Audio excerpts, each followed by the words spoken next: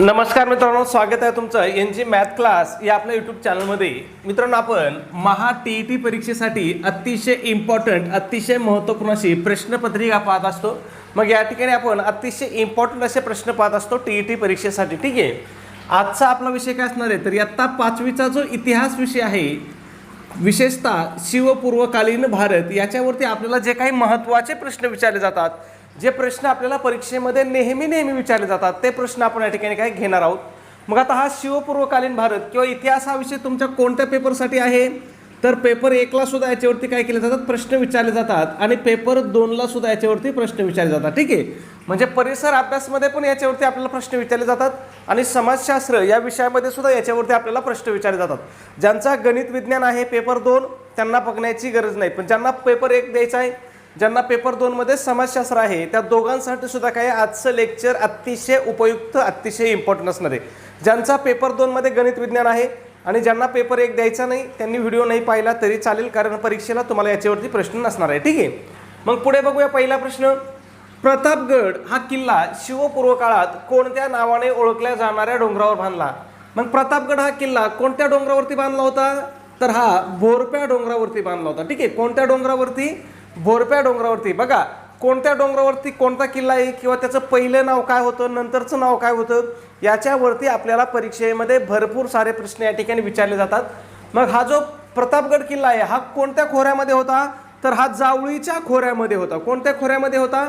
जावळीच्या खोऱ्यामध्ये. मग जावळीचे कोण होते? चंद्रराव मोरे होते. यांचा पराभव केल्यानंतर हा किल्ला काय झाला होता किंवा हा प्रदेश काय झाला होता, स्वराज्यामध्ये समावेश केला होता किंवा सामील झाला होता. ठीक आहे, आणि त्याच्यानंतर शिवाजी महाराजांनी त्या ठिकाणी प्रतापगड हा किल्ला बांधला होता. ठीक आहे, खूप महत्त्वाचं आहे, लक्षात ठेवा.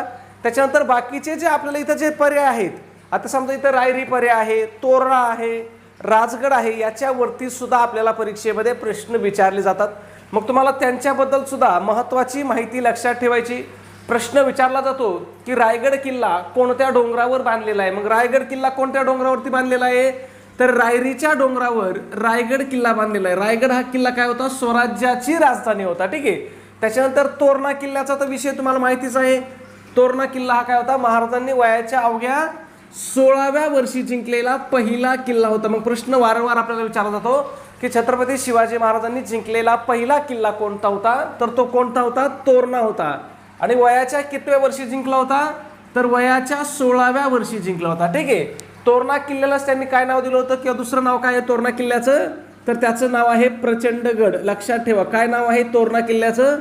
प्रचंडगड हे नाव आहे. परीक्षेमध्ये आपल्याला वारंवार या ठिकाणी प्रश्न विचारला जातो. ठीक आहे, त्याच्यानंतर राजगड हा जो किल्ला आहे हा कोणत्या डोंगरामध्ये होता किंवा पूर्वीचं नाव काय होतं त्याचं, असा आपल्याला प्रश्न विचारला जातो.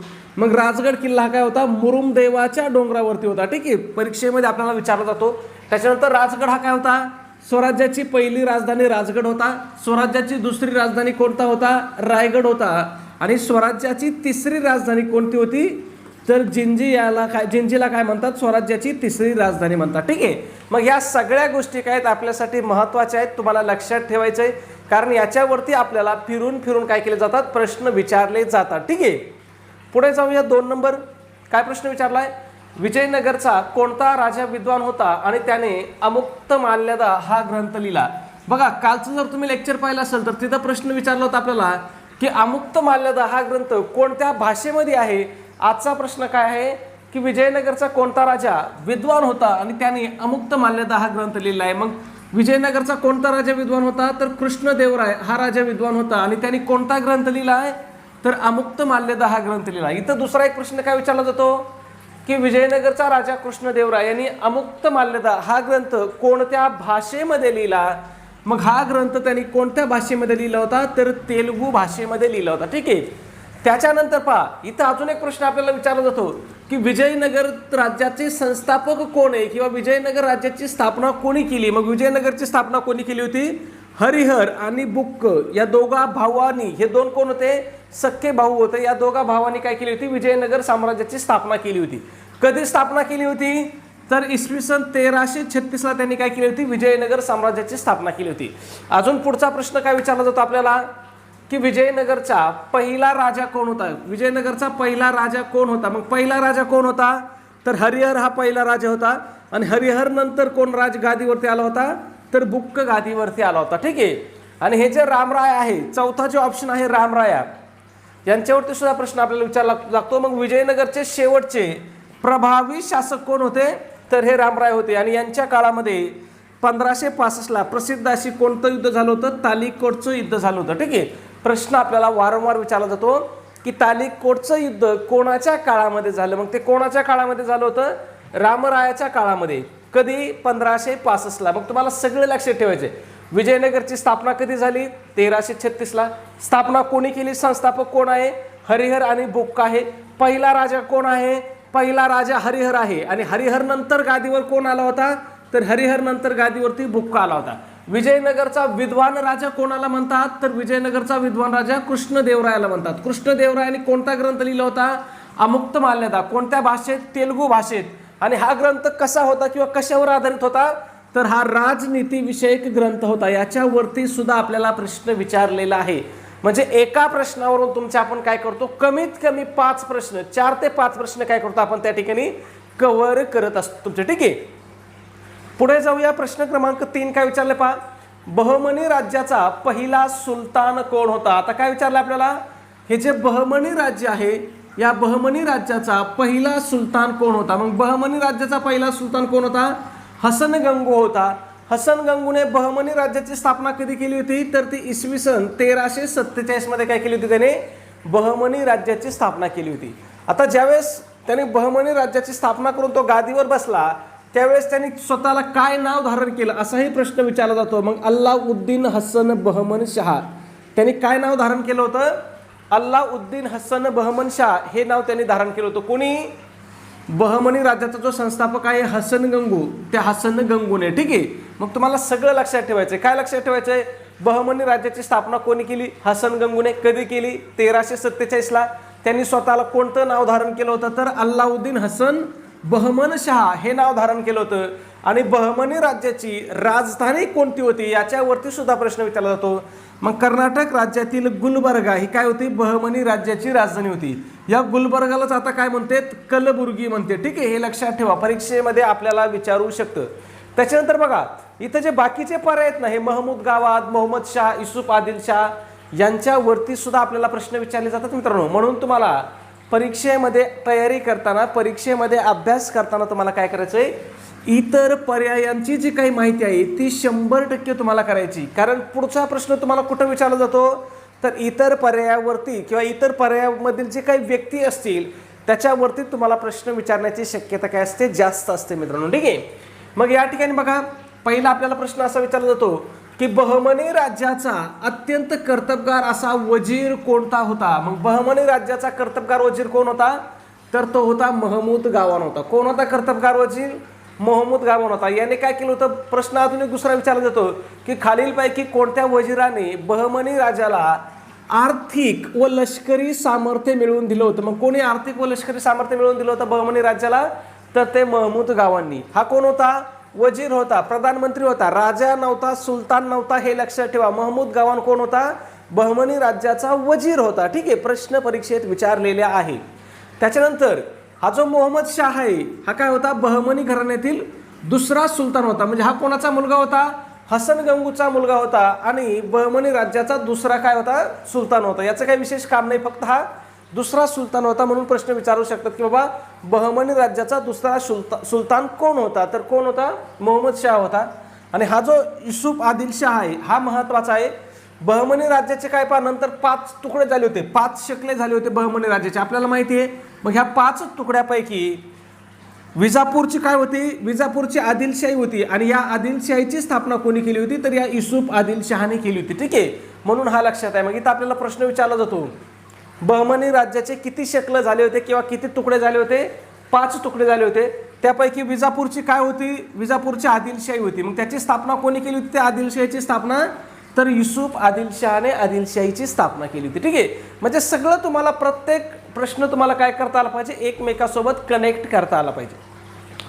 पुढे जाऊया. 4 नंबर, संत कबीर यांनी कोणत्या ग्रंथाद्वारे आपले विचार मांडले आहेत. आता काय विचारलंय की संत कबीर यांनी कोणत्या ग्रंथाद्वारे आपले विचार मांडले. मग त्यांनी कोणत्या ग्रंथाद्वारे आपले विचार मांडलेले आहेत, तर बीजक या ग्रंथाद्वारे काय केले, त्यांनी आपले विचार मांडलेत. मग संत कबीरांचे उपदेश आणि पदे हे कोणत्या ग्रंथामध्ये आहेत, तर हे बीजक या संग्रहामध्ये संकलित केलेली आहे. ठीक आहे, पुढे जाऊया. प्रश्न क्रमांक 5. अकबराच्या दरबारातील प्रसिद्ध गायक कोण होता? मग अकबराच्या दरबारामधील प्रसिद्ध गायक कोण होता, तर तानसेन हा प्रसिद्ध गायक होता. मग बघा, तानसेन हा काय होता पहा, हिंदुस्थानी शास्त्रीय संगीतातील महान गायक आणि संगीतकार होता. आणि बादशाह अकबराने याला कोणती पदवी दिली होती, याच्यावरती सुद्धा प्रश्न विचारला जातो. मग बादशाह अकबराने याला कोणती पदवी दिली होती, मिया ही पदवी दिली होती. कोणती पदवी, मिया ही पदवी. या अकबराच्या दरबारामध्ये किती रत्न होते, 9 रत्न होते. मग या 9 रत्नापैकी कोण होता, तानसेन एक होता. तो कोण होता, प्रसिद्ध असा गायक होता किंवा हिंदुस्थानी शास्त्रीय संगीतामधला तो महत्त्वाचा एक संगीतकार होता. अशी आख्यायिका आहे की हा तानसेन जर गायला लागला, म्हणजे यांनी जर दीप राग गायला तर आपोआप काय व्हायचे, दिवे जळायचे, दिवे पेटायचे असं म्हणतात. आणि काहीतरी मेघ राग आहे दुसरा, तो जर गायला तर पाऊस पडायचा, अशी आख्यायिका आहे. ठीक आहे, पुरावे नाही, ती काय आहे, आख्यायिका आहे. ठीक आहे. त्याच्यानंतर बघा, बाकीचे जे पर्याय आहेत ना, ते सुद्धा आपल्यासाठी काय असतात, महत्त्वाचे असतात. मग बाकीचे पर्याय कोणते आहेत, तर बिरबल आहे. मग बिरबलाने काय केलं होतं पहा, बिरबल कोण होता, तर हा अकबराचा सल्लागार आणि आपल्या चातुर्यासाठी प्रसिद्ध होता. त्याच्यानंतर बघा, अबुल फाजल, याच्यावरती भरपूर प्रश्न आहेत ना या अबुल फाजलवरती. हे कोण होता, अबुल फाजल हा प्रसिद्ध इतिहासकार होता आणि त्यांनी कोणता ग्रंथ लिहिलेला आहे, अकबरनामा आणि आईन ए अकबरी हे ग्रंथ लिहिले आहेत. मग वारंवार आपल्याला परीक्षेमध्ये प्रश्न विचारला जातो की खालीलपैकी कोणी अकबरनामा हा ग्रंथ लिहिलाय. मग अकबरनामा हा ग्रंथ कोणी लिहिलाय, तर अबुल फजलने लिहिलेला आहे. ठीक आहे. त्याच्यानंतर आईन ए अकबरी हा ग्रंथ सुद्धा कोणी लिहिलेला आहे, अबुल फजलने लिहिलेला आहे. आणि तोडरमल कोण होता, तर हा अकबराचा कोण होता, महसूल मंत्री होता. तोडरमल कोण होता, अकबराचा महसूल मंत्री होता. आणि याने जमीन महसुलाची नवी पद्धत लागू केली होती. मग प्रश्न विचारला जातो की खालीलपैकी कोणी मुघल काळामध्ये जमीन महसुलाची नवीन पद्धत लागू केली होती, तर कोणी केली होती, या तोडरमलने केली होती. तो कोण होता, महसूल मंत्री होता. ठीक आहे. पुढच्या प्रश्नाकडे जाऊ त्याच्या अगोदर मित्रांनो एक छोटीशी पण अतिशय महत्त्वाची सूचना. आपण महा TET परीक्षेसाठी अतिशय इम्पॉर्टंट, अतिशय महत्त्वपूर्ण अशी टेस्ट सिरीज या ठिकाणी आपण सुरू केलेली आहे. मग आपल्या टेस्ट सिरीजचं वैशिष्ट्य की ही तुमच्या महा TETच्या संपूर्ण अभ्यासक्रमावरती आधारित अशी आपली टेस्ट सिरीज असणार आहे. मग या टेस्ट सिरीजमध्ये तुम्हाला काय भेटेल, तर 10 टेस्ट पेपर भेटतील. त्याचबरोबर सगळ्यात महत्त्वाचं, तुम्हाला आतापर्यंत झालेल्या TETच्या सर्व प्रश्नपत्रिका भेटतील. आणि या सर्व प्रश्नपत्रिका तुम्हाला कशा भेटतील, तर त्या तुम्हाला उत्तरासहित भेटतील. म्हणजे तुम्हाला याला त्याला कुणाला प्रश्न विचारण्याची किंवा उत्तर विचारण्याची गरज लागणार नाही. त्याच्यानंतर बरेच जण म्हणतात की सर आतापर्यंत झालेल्या म्हणजे नेमकं कधीपासून बाबा, तर 2013 पासून आतापर्यंत म्हणजे 2013 पासून 2025 पर्यंत TETच्या झालेल्या सगळ्या प्रश्नपत्रिका तुम्हाला दिल्या जातील. आता या पेपर 1च्याच असतील का पेपर 2च्या पण असतील, तर या पेपर 1च्या पण असतील आणि पेपर 2च्या पण असतील. म्हणजे दोन्ही पेपरच्या प्रश्नपत्रिका काय केल्या जातील, तुम्हाला त्या ठिकाणी पाठवून दिल्या जातील. आता या प्रश्नपत्रिकेसोबतच तुम्हाला फ्रीमध्ये अतिशय IMP अशा नोट्ससुद्धा दिल्या जातील. मग यामध्ये कोणकोणते विषय असतील आपल्या नोट्समध्ये, मराठी असेल, हिंदी असेल, ज्यांना इंग्रजी हवं आहे त्यांच्यासाठी इंग्रजी असेल, मानसशास्त्र असेल, इतिहास असेल, भूगोल असेल, गणित बुद्धिमत्ता असेल, हे सगळे विषय काय असतील आपल्या नोट्समध्ये असतील. त्याचबरोबर आता आपण बघतोय बघा, जे काही शालेय पुस्तक आहेत, आता समजा आजचं आपलं लेक्चर काय आहे, 5वीच्या इतिहासावरती आहे. काय आहे, 5वीच्या इतिहासावरती आहे. मग 5वीच्या इतिहासामधून आपल्याला प्रत्येक पेपरला काय होतात, 3 ते 4 प्रश्न पडतात. 4थीच्या इतिहासामधून आपल्याला 2 ते 3 प्रश्न पडतात. म्हणजे अशा प्रत्येक इयत्तेमधून आपल्याला काय पडत आहेत, प्रश्न परीक्षेमध्ये पडत आहेत. आपण आता तेच बघतोय की नाही, 5वीच्या पुस्तकातले प्रश्न बघितले तुम्ही, किती प्रश्न पडतात 5वीच्या पुस्तकातले.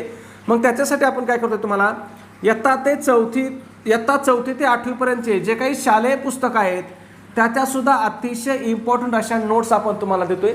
मग त्यामध्ये इतिहास असेल, भूगोल असेल, राज्यशास्त्र असेल, विज्ञान असेल, ह्या सगळ्या विषयांचे काय असतील, अतिशय इम्पॉर्टंट, अतिशय महत्त्वपूर्ण अशा नोट्स तुम्हाला दिल्या जातील.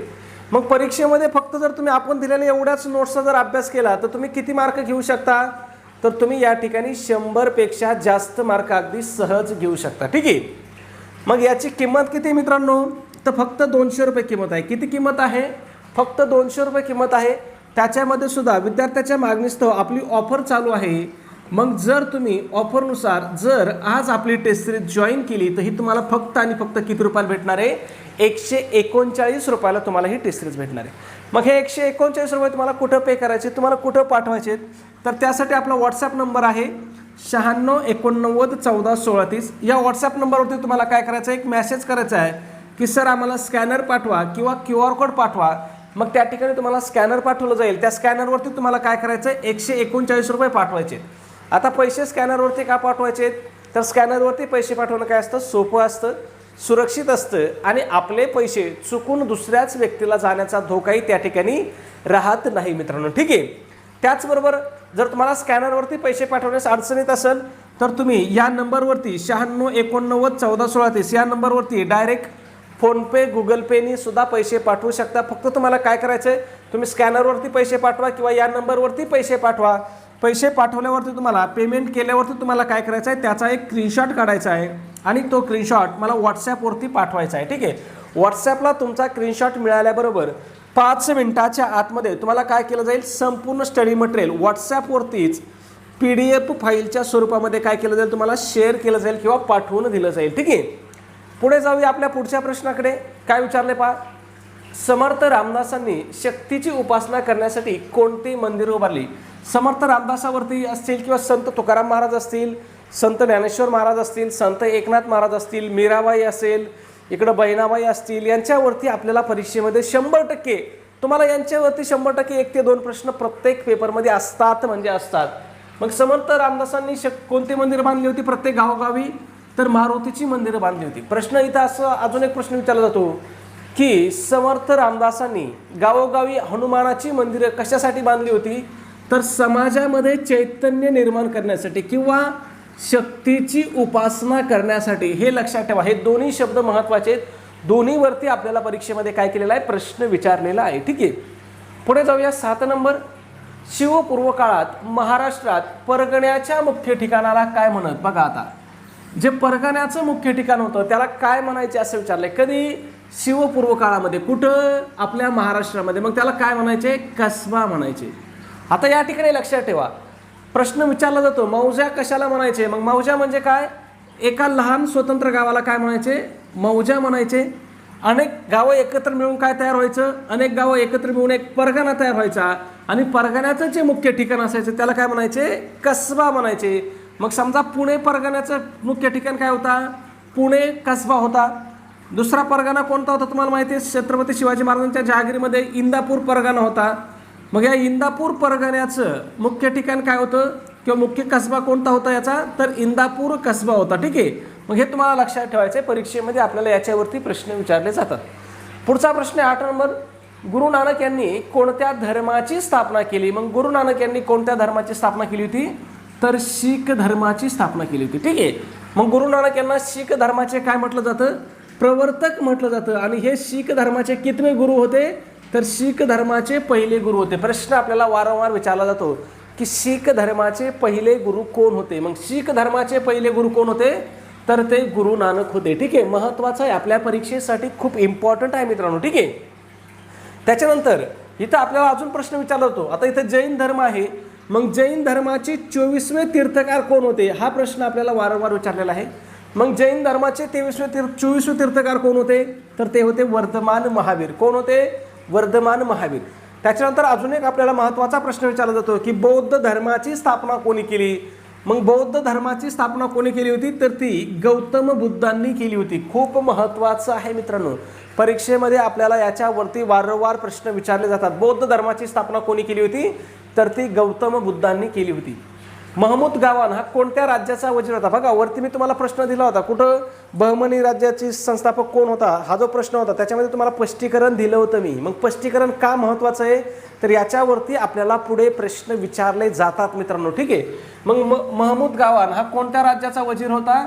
तर हा बहमनी राज्याचा वकील होता. आणि हा कसा होता? तर हा अत्यंत कर्तबगार वकील होता. ठीक आहे. याने काय केलं होतं? बहमनी राज्याला लष्करीदृष्ट्या आणि आर्थिकदृष्ट्या काय केलं होतं? प्रबळ बनवलं होतं, मजबूत बनवलं होतं. ठीक आहे. पुढे जाऊया. प्रश्न क्रमांक 10. संत मीराबाईंनी कोणत्या भाषेमध्ये आपली पदं रचली? मग संत मीराबाईंनी ऑप्शन दिलेत मराठी, ब्रज, बंगाली, तामिळ. तर त्यांनी ब्रज भाषेमध्ये काय केली होती? आपली पदे रचली होती. मग संत मीराबाईंनी कोणती पदे रचलेली आहेत? तर त्यांनी कृष्ण भक्तीची पदे रचलेली आहेत. कोणती पदे रचली? कृष्ण भक्तीची पदे. कोणत्या भाषेमध्ये रचलेत पहा? प्रामुख्याने राजस्थानी आणि ब्रज या दोन भाषेमध्ये त्यांनी काय केले आहेत? ही पदं रचलेली आहे. ठीक आहे. पुढचा प्रश्न 11 नंबर. इब्राहिम आदिलशहा द्वितीय यांचे संगीत विषयावर कोणता ग्रंथ लिहिला? बघा आता काय सांगितलंय, इब्राहिम आदिलशहा द्वितीय हा जो आहे याने संगीत विषयावरती कोणता ग्रंथ लिहिलाय? मग त्यांनी कोणता ग्रंथ लिहिला आहे? किताब-ए नवरस हा ग्रंथ लिहिला आहे. आता पुढचा प्रश्न आपल्याला असा विचारू शकतात की संगीत विषयावरती किताब-ए नवरस हा ग्रंथ कोणी लिहिला? मग हा कोणी लिहिला होता? इब्राहिम आदिलशहा द्वितीय यांनी ग्रंथ लिहिला होता. किंवा अजून तिसरा प्रश्न असा विचारू शकतात की इब्राहिम आदिलशहा द्वितीय याने किताब-ए नवरस हा ग्रंथ कोणत्या विषयावरती लिहिलेला आहे? मग त्याने हा ग्रंथ कोणत्या विषयावरती लिहिलेला आहे? संगीत विषयावरती लिहिलेला आहे. अजून चौथा प्रश्न असा विचारला जाऊ शकतो आपल्याला की इब्राहिम आदिलशहा द्वितीय यांनी संगीत विषयावर किताब-ए नवरस हा ग्रंथ कोणत्या भाषेमध्ये लिहिला? मग त्यांनी कोणत्या भाषेमध्ये लिहिला होता? तर हा दख्खनी भाषेमध्ये त्यांनी हा ग्रंथ लिहिला होता. ठीक आहे. आणि सगळ्यात महत्त्वाचं, या ग्रंथाची सुरुवात कशाने होते हाही प्रश्न विचारला जातो. मग या ग्रंथाची सुरुवात कशाने होते? तर ती सरस्वतीच्या स्तवनाने होते. लक्षात ठेवा, महत्त्वाचं आहे. आपल्याला याच्यावरती वारंवार प्रश्न विचारला जातो. ठीक आहे. पुढे पहा 12 नंबर. आसाममधील अहोम जमातीच्या संघर्षाचं नेतृत्व कोणी केलं असं विचारलंय. मग आसाममधली जी अहोम जमात आहे या संघर्षाचं नेतृत्व कोणी केलं होतं? लाचित बडफुकन याने काय केलं होतं? त्यांच्या संघर्षाचं नेतृत्व केलं होतं. ठीक आहे. मग बाबा कोणासोबत संघर्ष केला होता त्यांनी? तर त्यांनी मुघलाविरुद्ध संघर्ष केला होता. म्हणजे मुघलांनी काय केलं होतं? आक्रमण केलं होतं आणि यांना प्रचंड अशी झुंज दिली होती. कोणी? लाचित बडफुकन यांनी. ठीक आहे. पुढे जाऊया प्रश्न क्रमांक 13. अकबराचा मृत्यू कोणत्या वर्षी झाला? अकबराचा मृत्यू कोणत्या वर्षी झाला होता? 1605 मध्ये झाला होता. इथं अजून एक प्रश्न विचारला जातो की अकबराच्या मृत्यूनंतर पुढचा बादशाह कोण झाला होता किंवा गादीवर कोण आलं होतं? तर अकबरानंतर जहांगीर गादीवर आला होता. लक्षात ठेवा, बऱ्याच वेळेस हा क्रम लावायला आपल्याला विचारला जातो. ठीक आहे. पुढे बघा 14 नंबर. महानुभाव पंथाचे प्रवर्तक कोण होते? आता काय विचारलं आपल्याला यांनी की महानुभाव पंथाचे प्रवर्तक कोण होते? मग महानुभाव पंथाचे प्रवर्तक कोण होते? तर चक्रधर स्वामी हे काय होते? महानुभाव या पंथाचे प्रवर्तक होते. पुढचा प्रश्न विचारला जातो की श्री चक्रधर स्वामी यांनी कोणत्या शतकामध्ये महानुभाव पंथाची स्थापना केली? मग कोणत्या शतकामध्ये केली? तर 13व्या शतकामध्ये केली. अजून एक प्रश्न विचारला जातो की 13व्या शतकामध्ये श्री चक्रधर स्वामी यांनी महानुभाव पंथाची स्थापना कुठे केली? तर ही स्थापना कुठे केली होती? त्यांनी महाराष्ट्रामध्ये केली होती. ठीक आहे. कुठे केली होती? महाराष्ट्रामध्ये स्थापना केली होती. ठीक आहे. पुढे जाऊया 15 नंबर. शिवपूर्व काळात शेतीतून येणाऱ्या उत्पन्नाला काय म्हटलं जायचं? तर शेतीतून येणाऱ्या उत्पन्नाला काय म्हटलं जायचं? सारा म्हणले जाई किंवा त्याला दुसरं नाव काय होतं? शेतसारा होतं. ठीक आहे. ह्या चौथाईवरती सुद्धा आपल्याला प्रश्न विचारला जातो. चौथाई म्हणजे कितवा हिस्सा असायचा? उत्पन्नातला 1/4 हिस्सा असायचा. म्हणजे उत्पन्नातला 25% हिस्सा म्हणजे काय असायचं? चौथाई असायचं. ठीक आहे. पुढे जाऊया प्रश्न क्रमांक 16. खालीलपैकी कोणास बुद्धभूषण या ग्रंथाचा कर्ता मानले जाते? किती वेळेस प्रश्न परीक्षेमध्ये रिपीट झालाय. मग बुद्धभूषण या ग्रंथाचा कर्ता कोणास मानलं जातं? तर ते छत्रपती संभाजी महाराजांना या ग्रंथाचं काय मानलं जातं? कर्ता मानलं जातं. अजून एक प्रश्न आपल्याला विचारला जातो की छत्रपती संभाजी महाराजांनी बुद्धभूषण हा ग्रंथ कोणत्या भाषेमध्ये लिहिला? मग हा ग्रंथ त्यांनी कोणत्या भाषेमध्ये लिहिला होता? तर संस्कृत भाषेमध्ये लिहिला होता. अजून एक प्रश्न विचारला जातो की छत्रपती संभाजी महाराजांनी बुद्धभूषण हा ग्रंथ कोशावरती लिहिला किंवा कोणत्या विषयावरती लिहिला? मग हा कोणता ग्रंथ आहे? तर हा राजनीती विषयक ग्रंथ आहे. कोणता ग्रंथ आहे? राजनीती विषयक ग्रंथ आहे. ठीक आहे. पुढे जाऊया प्रश्न क्रमांक 17. शिवपूर्वकालीन समाज जीवनात गावचा गाडा कोणाच्या मदतीने चालत असे? आता काय विचारलंय की शिवपूर्व काळामधल्या समाज जीवनामध्ये गावचा गाडा कोणाच्या मदतीने चालायचा? मग गावचा गाडा कोणाच्या मदतीने चालायचा? पाटील व कुलकर्णी. मग गाव पातळीवर पहा, पाटील हा काय असायचा? तर पाटील हा प्रमुख असायचा आणि कुलकर्ण्याचं काम काय असायचं? तर महसुलाची कामे बघणं किंवा महसुलाची नोंद ठेवणं हे काम कोणाचं असायचं? कुलकर्ण्याचं असं. म्हणजे पाटील आणि कुलकर्णी असे दोन व्यक्ती मिळून काय करायचे? गावाचा गाडा चालवायचे, म्हणजे गावचा कारभार चालवायचे. ठीक आहे. पुढे बघा 18 नंबर. पानिपतची पहिली लढाई 1526ला कोणामध्ये झाली? बघा तुम्हाला मी कालच्या लेक्चरमध्ये पण सांगितलं होतं, पानिपतची पहिली लढाई, पानिपतची दुसरी लढाई आणि पानिपतची तिसरी लढाई, तिन्ही लढाई आपल्यासाठी काय आहेत? खूप महत्त्वाचे आहेत, कारण तिन्हीवरती सुद्धा आपल्याला काय केले जातात, प्रश्न विचारले जातात. मग पानिपतची पहिली लढाई कधी झाली होती, प्रश्न सरळ सरळ विचारला जातो, कधी झाली होती, 1526ला झाली होती. ही लढाई कोणामध्ये झाली होती, तर ही लढाई बाबर आणि इब्राहिम लोदी यांच्यामध्ये झाली होती. पानिपतची पहिली लढाई कोणामध्ये झाली होती, बाबर आणि इब्राहिम लोदी यांच्यामध्ये झाली होती. कधी झाली होती, 1526ला झाली होती. याच्यामध्ये विजयी कोण झालं होतं, तर याच्यामध्ये बाबर विजयी झाला होता. कोण विजयी झाला होता, बाबर विजयी झाला होता. मग इथं प्रश्न आपल्याला विचारला जातो की मुघल सत्तेचा पाया कोणी घातला किंवा मुघल सत्तेची स्थापना कोणी केली. मग मुघल सत्तेची स्थापना कोणी केलेली आहे, बाबरनी केलेली आहे. कधी केलेली आहे, 1526 मध्ये. कोणाचा पराभव करून केलेली आहे, तर त्याने इब्राहिम लोदीचा पराभव केलेला आहे. मग इब्राहिम लोदी हा कोण होता, दिल्लीचा शेवटचा सुलतान होता. प्रश्न आपल्याला हाही विचारला जातो की दिल्लीचा शेवटचा सुलतान कोण होता. मग दिल्लीचा शेवटचा सुलतान कोण होता, हा इब्राहिम लोदी. हा काय होता, दिल्लीचा सुलतान, शेवटचा सुलतान होता. ठीक आहे, म्हणजे सुलतानशाही इथं संपून काय झाली ती, मुघलशाही दिल्लीमध्ये चालू झाली होती. मग प्रश्न असाही विचारला जातो की दिल्लीमधील सुलतानशाही कधी संपली, तर 1526ला संपली. कोणत्या युद्धाने संपली, तर पानिपतच्या पहिल्या युद्धाने संपली. इतकं महत्त्वाचं हे पानिपतचं युद्ध आहे. त्याच्यानंतर प्रश्न विचारला जातो की पानिपतचं दुसरं युद्ध कधी झालं. मग पानिपतचं दुसरं युद्ध कधी झालं होतं, तर 1526ला झालं होतं. बघा लक्षात ठेवायचं सोपं आहे. बघा पहिलं युद्ध कधी झालं होतं, बघा 1526ला. कधी, 1526. आणि दुसरं युद्ध फक्त काय, 15 आणि ह्या 2च्या जागेवर फक्त 5 लिहायचं आहे, 1556ला झालं होतं. एवढाच फरक आहे, 1526 आणि 1556. तिसरं मात्र कधी झालं होतं, तिसरं पार उशिरा, मग पार ते 1761ला झालं होतं. हे तुम्हाला माहिती आहे, मराठे आणि अफजल यांच्यामध्ये झालं होतं. याच्यामध्ये मराठ्यांचा मोठा पराभव झाला होता. ठीक आहे, मग दुसरं युद्ध कोणामध्ये झालं हाही प्रश्न विचारला जातो. तर हे कोणामध्ये झालं होतं, अकबर आणि हेमू यांच्यामध्ये काय झाली होती, पानिपतची दुसरी लढाई झाली होती. पानिपतची तिसरी लढाई मराठा आणि अहमदशाह अफजल यांच्यामध्ये झाली होती. या दुसऱ्या लढाईमध्ये विजय कोण झाला होता, तर अकबर विजयी झाला होता. कोण विजयी झाला होता, अकबर विजयी झाला होता. यांच्यामध्ये कोण विजयी झालं होतं, तर हा अहमदशाह अफजली विजयी झाला होता. आणि आपल्याला ते चौथं ऑप्शन आहे पहा, हुमायूं आणि शेरशाह. मग हे हुमायूं आणि शेरशाह यांच्यामध्ये कोणती लढाई झाली होती, तर चौसाची लढाई झाली होती आणि कनौजची लढाई झाली होती. दोन्ही लढाया खूप महत्त्वाच्या आहेत. दोन्ही लढायावरती आपल्याला प्रश्न विचारला जातो. प्रश्न विचारला जातो की चौसाची लढाई कोणामध्ये झाली, मग कोणामध्ये, हुमायूं आणि शेरशाहमध्ये.